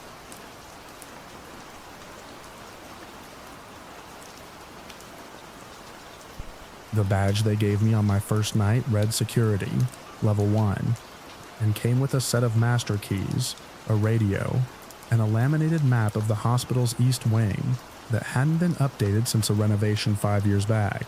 My supervisor walked the route with me once, pointed out the loading dock, the cafeteria, the fire doors that needed checking each hour, and left me to the 11 to 7 shift alone, with instructions to radio the front desk if anything ever felt off. Most nights, nothing did. The 4th floor was the only stop on my route that gave me pause, because the 4th floor had been closed for renovation going on 14 months, and wasn't supposed to have a single soul in it. I'd been told to walk it anyway, once a shift, mostly to confirm the fire doors held, and that no one had wandered up looking for a bathroom, or a quiet place to sleep off a long visit downstairs. The elevator opened onto a hallway lit by half its fixtures, the other half pulled for a renovation that never seemed to actually start. Drywall dust ghosting the baseboards, a scatter of rolled up blueprints leaning in one corner, like nobody had decided yet whether the work would ever resume. I walked it fast the first few nights, out of nothing more than the ordinary unease of an empty floor, and didn't think much more about it than that. I'd taken the job between semesters, needing something that paid overnight rates and didn't require much beyond staying awake and reasonably alert. And the hospital's HR office hadn't asked many questions beyond whether I could pass a background check. Most of my friends thought the job sounded boring at best and morbid at worst, working nights in a building full of sick people. And I remember telling more than one of them that a hospital at 3 a.m. is mostly just a very large, very quiet office building. That held true enough for the first 3 weeks. About 3 weeks in, the nurse call board at the security desk, an old panel wired to every patient room in the building, most of it dark now that patients used a newer digital system, lit up for room 411. I checked the assignment sheet. The 4th floor had no active patients, hadn't for over a year, and the old panel wasn't even supposed to be receiving signal from a wing stripped down to studs in half its rooms. I radioed the front desk. The night clerk, a woman named Odette who'd worked there longer than anyone I'd met, told me the old panel threw false signals sometimes, wiring left over from before the renovation crew pulled half of it out, and that I should log it and move on. Unless it kept happening, it kept happening. Twice more that same week. Always room 411, always somewhere between 2 and 3 in the morning. And both times I walked up to check. The hallway sat exactly as empty as it should. The door to 411 closed the way I'd left it the shift before. The only other odd thing in those first weeks was a smell. Nothing dramatic, just a faint trace of antiseptic stronger than the rest of the building carried. Right around the nurse's station outside 411, gone within a few steps in either direction. I asked one of the day shift housekeeping staff about it once, in passing, and she said the 4th floor still got cleaned on a rotating schedule, even though it wasn't in use, just to keep dust down ahead of the eventual reopening, and that the smell was probably leftover cleaning products settling into old carpet nobody had pulled up yet. The 3rd time I tried the handle and found it locked, which made no sense on a floor mid-renovation, where every door should have been left open for the crew, and where the master key on my belt, the one that should have opened every door in the building, didn't turn in the lock at all, not even a little. I stood there a while, key in the lock, feeling foolish and unsettled in roughly equal measure, and then knocked, which felt like an absurd thing to do to an empty room on a closed floor, and got no answer, which I'd expected, and which didn't make me feel any better about having knocked in the first place. I mentioned it to Odette when I came back down, more out of needing to say it out loud to someone than expecting her to have an answer. She was quiet for a moment in a way that felt considered rather than surprised. And then she said that some of the older staff avoided the 4th floor after midnight when they could help it, and that whatever I did, I shouldn't force a locked door on that wing, even if I somehow got a key to work. I asked her why. She said she'd been told the same thing when she started, 22 years ago, by someone who hadn't explained it either, and that some traditions in a building this old don't come with reasons attached, just instructions, and you either followed them or you didn't. I kept walking the floor because it was on my route, and I needed the job, but I stopped trying door handles on the 4th floor after that, and I stopped logging the callboard signals from 411 individually, folding them instead into a single weekly note that read, simply, "Old panel active again," since that felt truer to what was actually happening than pretending each incident stood alone. The signals kept coming, on and off, for the rest of the 8 months I worked that shift. Never on any schedule I could map, never explained by either of the 2 maintenance contractors who came through to look at the wiring, and found nothing wrong with panels that, by every technical measure, shouldn't have been able to send a signal at all. I asked, once, whether room 4E1 had ever had a patient worth remembering, the kind whose name still gets attached to a hospital in whispers years later. Odette said she didn't know, or said she didn't want to know, in a tone that made the distinction feel unimportant, and told me some questions were better left with the answer already decided, as no. Whether or not that was true, because the alternative meant carrying something around that didn't have a use. I brought it up once more, months later, with a different guard who covered the shift on my nights off, a heavy-set older man named Frank, who'd worked at the hospital almost as long as Odette had. He didn't seem surprised at all when I described the locked door and the callboard signals, just nodded like I described the weather, and said every hospital this age had a floor or a room like that, one nobody talked about directly, and that the trick to the job was simply not needing an explanation badly enough to go looking harder than the building wanted you to. I left that job eventually for a better paying contract downtown, and I think about the 4th floor sometimes, more than I'd expect to for a hallway I only ever saw half lit and empty. I heard secondhand from someone still working there that the renovation finally finished a year after I left. The whole floor gutted and rebuilt, room 411 included. New fixtures, new panel, no trace of the old wiring left anywhere in the walls. I asked whether the callboard signals had stopped once the new system went in. My contact said they didn't know, that nobody really talked about the 4th floor even now, and that some hallways, once you've walked them enough times at 3 in the morning, keep a version of themselves that renovation can cover over but never quite finishes replacing.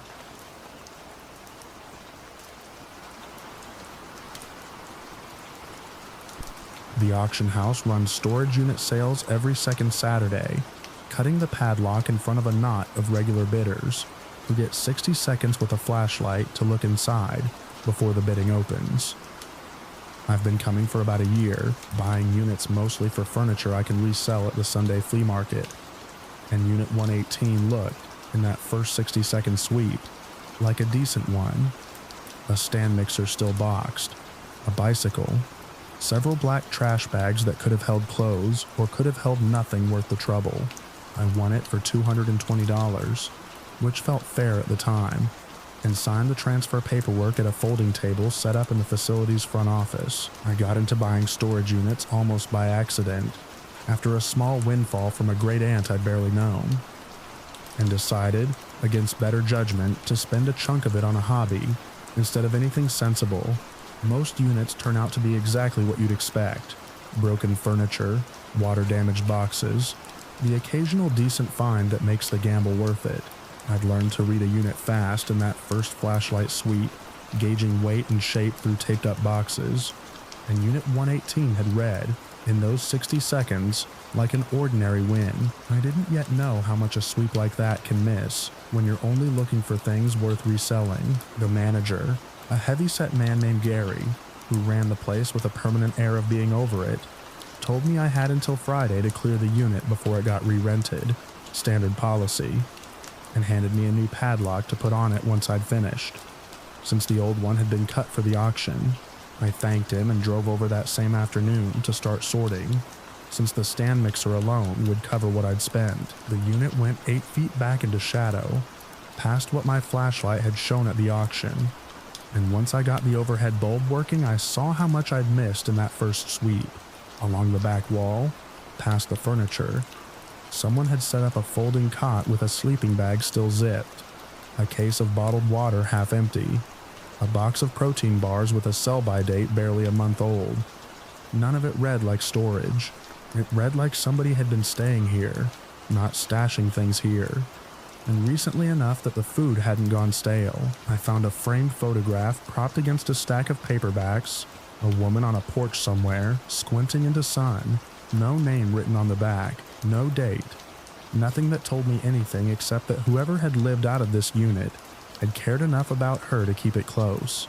I set it aside instead of boxing it with the rest, the way you'd set aside something at a stranger's estate sale that felt too personal to price. Tucked beside the photograph, in a shoebox otherwise full of receipts and rubber-banded mail, I found a small spiral day planner with a rubber band of its own, the current month still marked with a handful of appointments in careful handwriting, a dentist visit, someone's birthday, a shift at a job whose name meant nothing to me.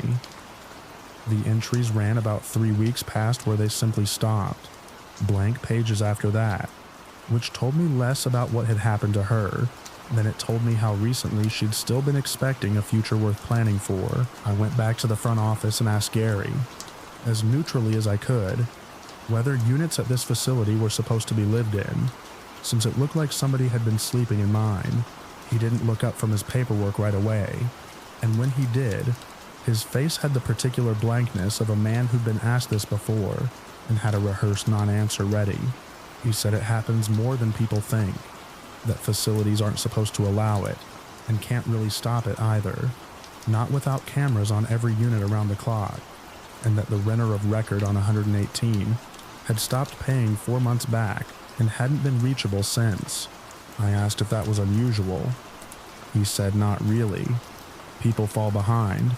People disappear on their storage units the way they disappear on a lot of things, and went back to his paperwork in a way that made clear the conversation was over. I put the new padlock on that evening, after loading what I wanted into my truck, and left the personal items, the cot, the water, the photograph, a milk crate of what looked like unopened mail, stacked neatly to one side for whatever happened to unclaimed property, since none of it was worth anything to me, and all of it felt like it belonged to someone who might still come looking for it. I came back Thursday to grab the last of the furniture before the Friday deadline, and found my new padlock gone, replaced with a different lock entirely, a cheap combination one I hadn't put there, and didn't have the code for. Gary wasn't in the office. A younger employee I hadn't met told me units sometimes got lock swapped by accident during a busy week, and took a bolt cutter around back to open it for me, apologizing the whole walkover about the inconvenience. Inside, the milk crate of mail was gone. The photograph was gone too. The cot had been folded and leaned against the wall instead of left open the way I'd found it, which struck me as a small thing to notice and an impossible thing to explain, since nobody at the facility should have had reason to fold a stranger's sleeping bag, rather than simply toss it in a dumpster, along with everything else unclaimed. I asked the younger employee if anyone had been in the unit since Tuesday. She checked a clipboard log and said no. According to the sign-in sheet, nobody had. I asked too whether the facility had cameras covering the row where 118 sat. She said there were supposed to be, part of the standard package advertised on their website, but that half the units on that row fell in a blind spot the system had never quite covered properly. Something maintenance had flagged more than once without it ever getting fixed. I didn't know what to do with that information, except carry it home with me, the same way I carried the milk crates absent and the folded cot. One more detail that explained nothing, and ruled out even less than I wanted it to. I didn't push it further. I loaded the last of the furniture, the stand mixer, a decent bookshelf, a lamp worth reselling, into my truck, and drove home with the windows down despite the cold, needing the air moving around me for reasons I didn't examine too closely on the drive. I sold the mixer and the bookshelf that weekend at the flea market for enough to cover what I'd spent, and then some, which is usually the part of this hobby that feels good, closing the loop on a decent find. This time it didn't feel like much of anything. I kept thinking about the woman in the photograph, squinting on a porch somewhere, and about a cot folded neatly by hands that supposedly, according to every log the facility kept, had never been there at all. I called the facility a few weeks later, on a pretext about a receipt I needed for taxes, and asked Gary, since I recognized his voice, whether the renter of record on 118 had ever turned up to claim the rest of her things. He was quiet long enough that I thought the call had dropped, and then he said the facility didn't discuss other renters' accounts, company policy, and that if I needed a receipt he could email it over. I gave him my email and thanked him, and didn't ask again. I still go to the auctions every second Saturday, because the flea market money's decent, and I've never had a unit go strange on me before or since. But I check the back corners with my own flashlight now, before I ever put in a bid, further than the 60 seconds usually allows. Looking for cots, looking for food that hasn't gone stale, looking for anything that tells me a unit was more than storage to somebody. Unit 118 went up for auction again about 2 months later, according to the facility's listing online, and I didn't bid on it, and I don't know who did. Some nights I think about that milk crate of mail more than I'd like to admit, addressed to a name I never let myself read.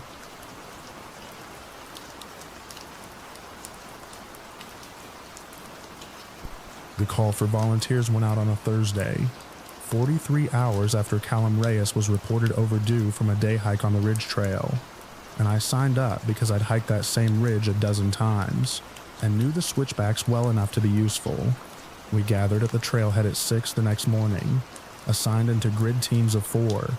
Each team handed a section of topographic map, marked off in a grid the search coordinator had drawn the night before. I'd taken that ridge for granted the way you take any trail for granted, once you've walked it enough times to stop really looking at it, and some part of me wanted to be useful in a way that felt concrete, since so much of adult life doesn't offer that.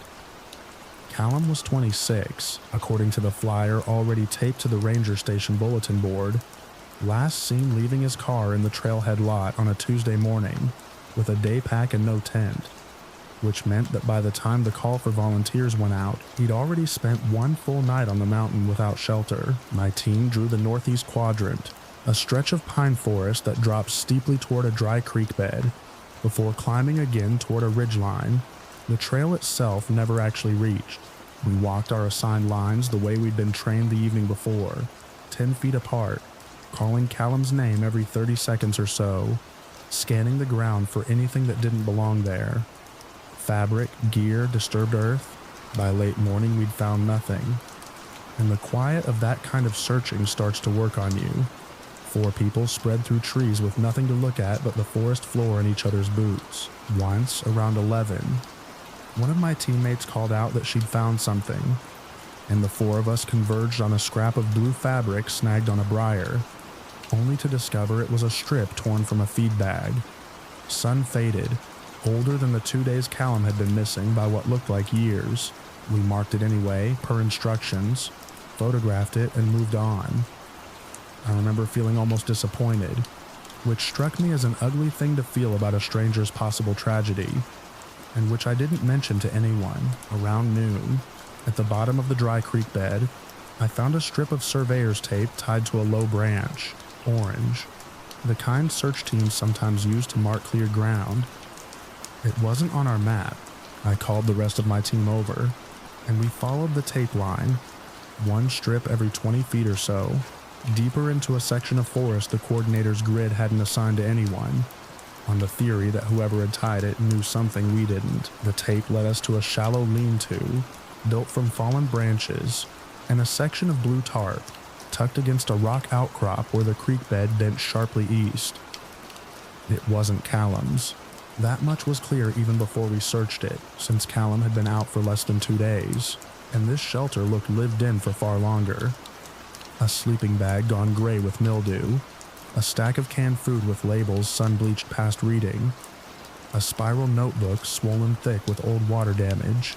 Nobody in my group said much of anything for a moment, just stood there taking in a shelter that had clearly weathered more winters than the search itself was old. My team lead radioed it in immediately, and we were told to hold position and touch nothing further, which we did, standing in a loose half circle around a shelter none of us could explain.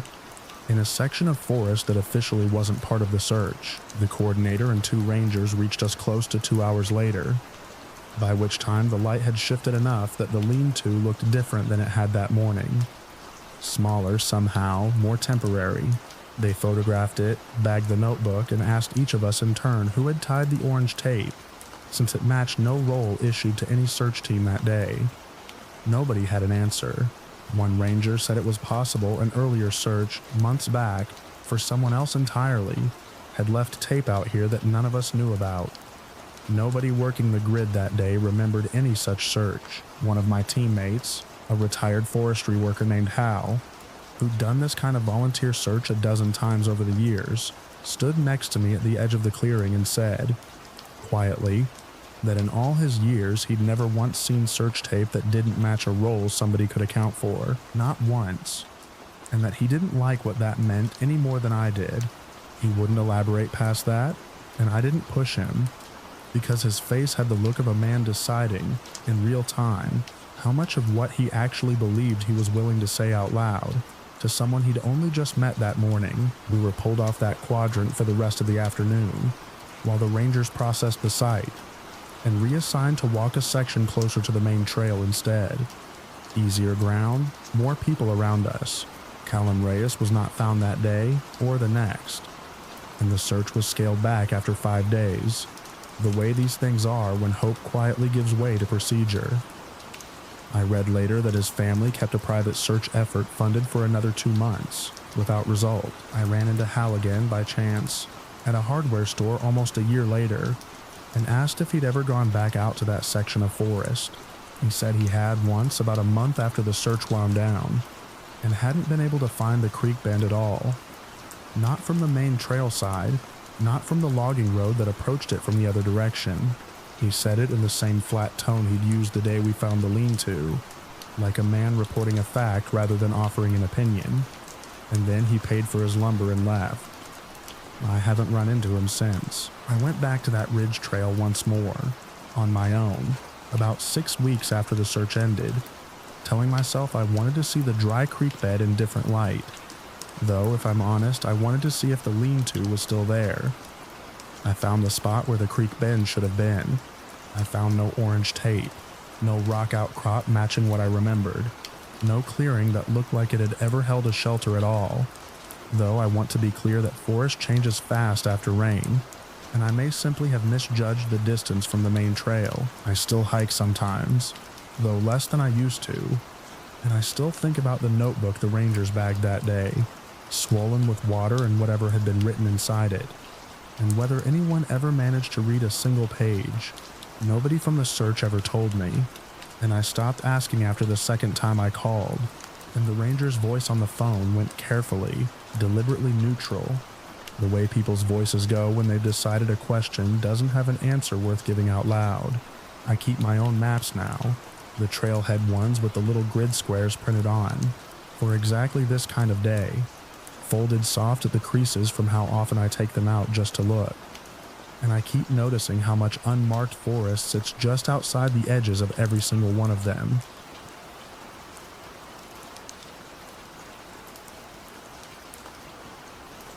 Marlene's house has a security system that syncs to an app on my phone, which she showed me how to use for the 8 days she and her husband would be in Portugal, walking me through the locks and the thermostat and the 4 cameras covering the porch, the driveway, the back deck, and the hallway outside their bedroom. I've house sat for people before, but never for anyone with a house that watched itself this closely. And I remember thinking, that first evening, how strange it was to feel both safer and more observed than I had in my own apartment. I've house sat for a handful of families in the neighborhood most summers, a habit that started when I was between jobs 3 years ago and never quite stopped. Since it pays better than most part-time work and comes with a guest room in someone else's kitchen, Marlene and her husband are new to the arrangement, referred to me through a mutual friend, and their house sits at the end of a cul-de-sac with a long gravel driveway and no neighbors close enough to see much of anything that happens on the property. A detail that hadn't struck me as significant until I found myself thinking about it at 2 in the morning on the 3rd night, phone in hand, listening to a house that wasn't mine settle around me in the dark. The dogs settled fast, and so did I, and the first 2 nights passed the way house sitting usually does. Quiet, a little lonely, punctuated by the small chores of someone else's home. The only strange thing, that second night, was the back door. I'd checked it twice before bed the way Marlene had asked, and sometime around 1 the app sent a routine lock status update. Not an alarm, just a notification, showing the deadbolt had briefly gone from locked to unlocked, and back to locked again. A gap of maybe 4 seconds, with no entry in the access log for who had done it. I told myself smart locks glitch sometimes, that the signal to the deadbolt motor can drop and reconnect on its own, and I got up anyway and checked the door with my own hand, found it solidly locked, and went back to bed feeling foolish for needing to confirm something a phone had already told me was fine. On the 3rd night, the app sent me a motion alert from the hallway camera at 2:14 a.m. I opened it half asleep, expecting the dog, and saw the hallway exactly as it should look. Empty, dim, the runner rug straight. Nothing moved in the frame. I dismissed the alert and went back to sleep, telling myself the sensor had caught a change in the air conditioning or a shift in shadow from a streetlight outside. The next morning I noticed the alert again in my notification history and pressed into it out of idle curiosity, and only then saw that the recorded clip ran 4 seconds longer than the live view I'd checked the night before. In those final 4 seconds, the runner rug in the hallway had bunched up near the far end, as though someone had dragged a foot across it. Though the frame showed no one there at all, I told myself the footage had glitched, that a compressed video file doesn't have to make sense the way memory does. And I went about the day walking the dog and answering work email from Marlene's kitchen table, the camera's small green recording lights blinking steadily from their mounts, like something patient. That night I locked every door myself before bed, twice, and checked the app's live feed from the hallway before I turned off my lamp. Empty. Dim. Rug straight. I woke at some point deep in the night to the dog, standing rigid at the foot of the guest bed, staring at the closed door. A low sound in her throat that wasn't quite a growl. I opened the app with my heart going hard in my chest and pulled up the hallway camera, and the live feed showed the hallway from an angle that didn't match where I knew the camera to be mounted. Lower, closer to the floor, as if it had been knocked loose or turned. Though when I crept to the door and looked through the peephole, the camera sat exactly where it always had, high on the wall, facing straight down the hall the way it should. I did not open that door. I sat with the dog until the sky lightened enough to trust it, checking the app every few minutes, watching the mismatched angle correct itself sometime before dawn, without my touching a single setting. I called Marlene that morning, the time difference putting her mid-afternoon in Lisbon, and told her the cameras seemed to be malfunctioning. She laughed, not unkindly, and said the system was older than she'd like to admit, and did strange things sometimes. Dropped frames, glitched angles, and that her husband kept meaning to replace it. I asked, as casually as I could manage, whether anyone else had ever mentioned anything odd about the hallway specifically. She paused a beat too long before saying no, nothing like that, and asked if the dog was doing all right. I looked up the house's old real estate listing later that day, out of an impulse I couldn't quite justify to myself, and found a photo set from before Marlene and her husband bought it. The hallway captured in the same flat listing like real estate photos always have. Rug included, nothing remarkable about it at all. I don't know what I was hoping to find. Some confirmation, maybe, that the house had a history that explained things. Though a hallway that looks ordinary in a listing photo doesn't rule out anything. It just means nobody happened to be standing there with a camera when it mattered. I finished out the 8 days. I want to be honest, that nothing worse happened after that third night. No repeat of the mismatched angle. No further clips that ran longer than they should. But I stopped trusting the app's version of empty. I took to physically checking each room myself before bed, regardless of what the live feed showed me. Walking the hallway with the overhead light on, running my hand along the runner rug to be sure it lay flat. The small green recording light overhead watching me check. Marlene and her husband came home on schedule, tanned and pleased with their trip, and thanked me with a bottle of wine and an envelope of cash. I didn't tell them about the 4 extra seconds of footage or the low angle that fixed itself by morning. Some things you carry out of a house you don't stay in and just set down quietly on your own doorstep instead, unopened, meaning to deal with them later and never quite managing to. Marlene asked, a few weeks afterward, if I'd be willing to sit for them again over the winter holidays. And I told her I'd already committed to a family trip, which wasn't true.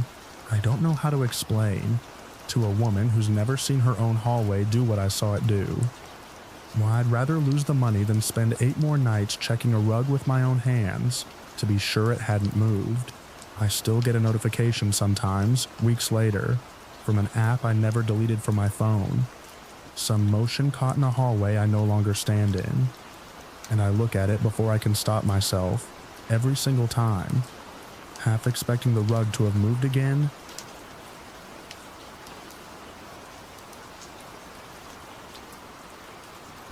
I picked up the app fare at 11:47 p.m. outside a strip mall that had closed for the night. Every storefront dark except the laundromat at the end, with its blue fluorescent glow.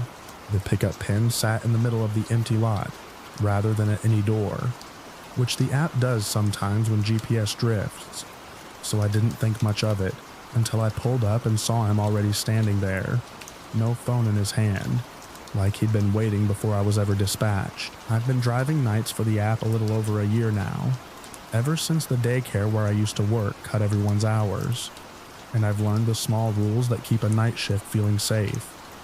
Meet riders under lights when you can. Keep the doors locked until they're actually at the car. Trust the name on the app more than whatever a rider tells you out loud. None of those rules cover a pickup pin sitting dead center in an empty lot with no door nearby for anyone to have walked out of. But I didn't think about that part until much later, replaying the night the way you replay a fall after you've already hit the ground. He got in the back seat and gave me an address that matched what the app showed, a residential street about 15 minutes out, and I pulled onto the main road while he sat with his hands folded in his lap and said nothing. I do this for extra money most weeknights, and I've learned to read a silent passenger as a good passenger, so I turned the radio down low and drove. About 6 minutes in, he asked, in a voice pitched oddly soft for the back seat of a car, if I could take him somewhere else instead. A street I didn't recognize, out past the reservoir, in the opposite direction from his stated destination. I told him that would mean canceling and restarting the trip through the app, since the app calculates pay by the original route, and he said that was fine. He'd tip well. I offered to pull over so he could rebook it properly. He said no, just drive, and to leave the app running. I didn't like it, but I've had stranger requests, so I took the turn he pointed to. The road out past the reservoir has no streetlights, just reflective markers every 100 feet or so catching my high beams, and then falling away into the dark behind us. I checked him in the mirror every few minutes out of habit. He was looking out his window the whole time, at nothing, since there was nothing out there to look at, just black water somewhere beyond the tree line. I glanced at the app twice during that stretch, out of habit more than concern, and both times the little car icon marking our progress sat frozen at the same bend in the road, though the actual road kept unspooling past my windshield the way roads do. I told myself the GPS was struggling to hold a signal that far from town, which was true enough on its own, and tried not to notice that the trip timer in the corner of the screen hadn't moved either, stuck on a number it should have long since passed. He asked me to pull over at a gravel turnout with no houses in sight in either direction. I asked if this was really where he wanted to be, at midnight, in the middle of nowhere, and he said yes. Someone was picking him up. I looked for headlights up or down the road, and saw none. I told him I could wait a few minutes to be sure his ride showed, mostly because leaving him there felt wrong, in a way I couldn't name yet, and he said that wouldn't be necessary, then didn't move to get out. We sat like that for maybe 10 seconds, the engine idling, gravel dust still settling in my headlights, and I realized I could see him too clearly in the rearview mirror for how dark the back seat should have been. His face held still the way a photograph holds still. I don't remember him blinking, not once, the whole ride, though I couldn't tell you if I actually watched closely enough to know that for certain, or if it's simply the detail my mind has decided to keep. Then he opened the door and got out and stood at the edge of my headlights with his hands at his sides. I didn't wait to see what happened next. I pulled back onto the road faster than I should have on gravel, tires kicking up dust that swallowed the mirror's view whole, and didn't check behind me again until I'd put a mile between us. When I finally did look, the turnout was long gone, and the road behind me was just markers and dark. The app showed the trip as canceled, not completed, with no fare attached, like it had never happened at all. I drove home instead of taking another ride that night, hands too unsteady on the wheel to trust myself with a stranger in the back seat again so soon.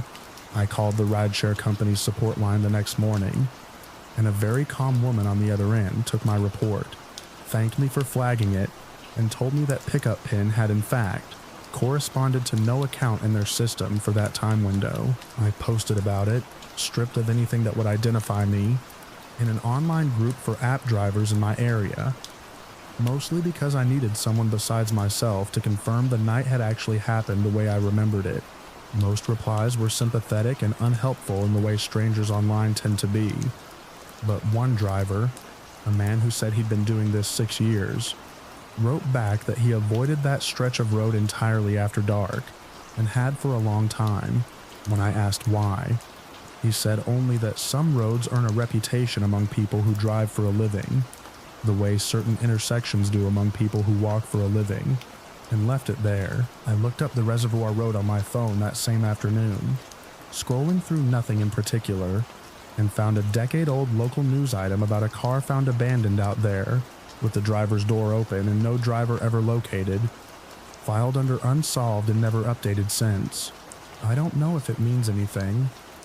Roads like that probably collect stories the way ditches collect rainwater, and I was tired and scared, and looking for a reason my night had gone the way it had. I still drive for the app most weeknights, because the money's good, and I have bills that don't care what I saw out past the reservoir. I don't take pickups from pins and empty lots anymore, not without circling the block first to see if a person is actually standing there waiting, phone in hand, looking like someone who called a car, rather than someone who was simply already present. The driver group never turned up anyone with the exact same story, though 2 others mentioned pins that placed them in empty lots at strange hours and led nowhere once they arrived. And I've stopped needing an explanation that ties all 3 threads together into something neat. It's enough, most nights, to know I'm not the only one who's noticed. Some nights I still check my rearview mirror longer than the road requires, at a stretch of empty asphalt reflecting nothing back at me, except my own headlights and the dark folding in close behind.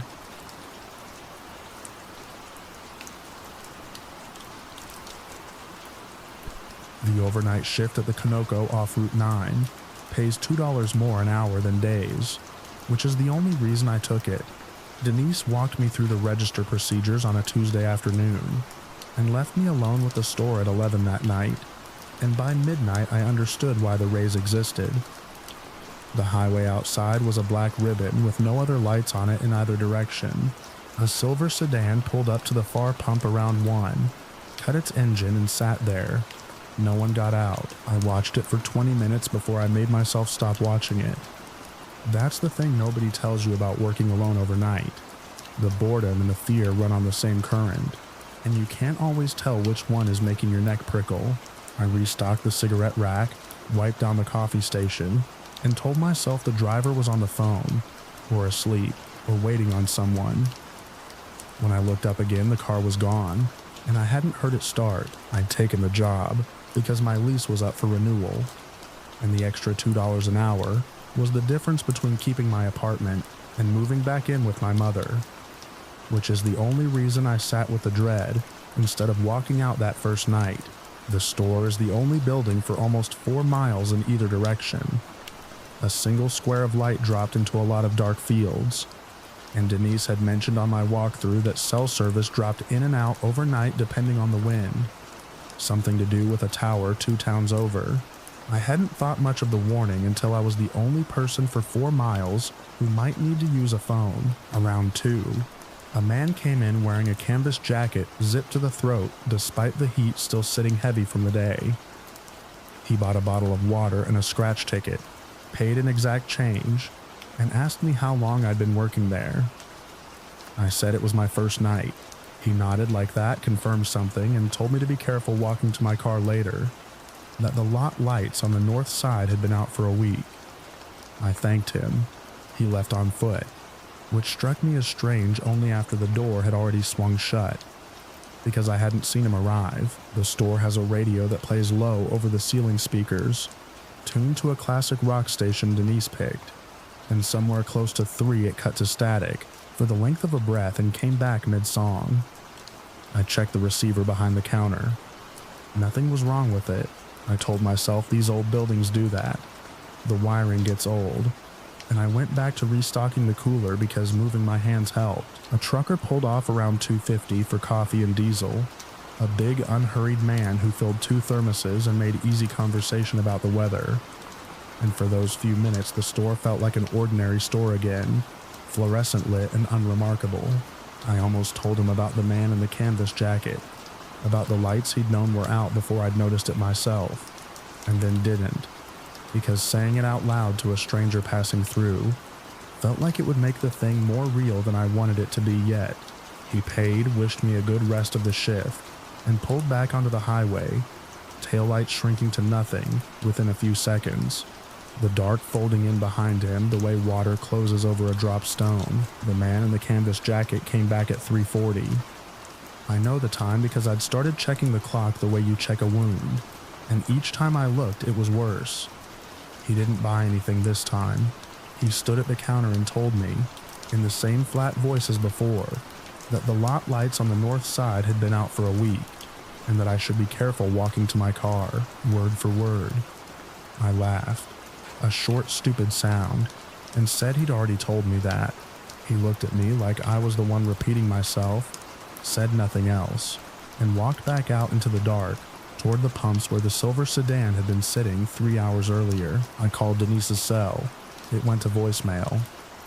I called the number for the regional office that was taped by the register for emergencies, and got a recording about hours of operation. I did what the training packet said to do when a customer made me uncomfortable, which was to note the time and description in the incident log, except my hand was shaking too much to write clearly, and I gave up after the first line. At 10:04, the sensor over the door chimed, and nobody came in. I stood very still behind the counter and watched the door swing slowly closed on its own weight, the way it always did, the way it had probably always done, and I'd simply never been alone long enough at that hour to notice. The parking lot beyond the glass was empty. No headlights on the highway, no canvas jacket. I made myself walk the aisles once, quickly to be sure, and found nothing except the ordinary wrongness of a convenience store at 4 in the morning. The hum of the coolers, the fluorescent tubes flickering at a frequency just fast enough to feel wrong in your teeth. I locked the front door from the inside, something Denise had told me never to do, because it violated some corporate policy about being available to customers. And I sat behind the counter with my phone in both hands, until the sky started to go gray at the edges, at which point I unlocked the door again before the day clerk arrived, because I didn't want to explain why it had been locked. Marisol came in at 6, yawning, and asked how the first night went. I told her it was quiet. I don't know why I said that.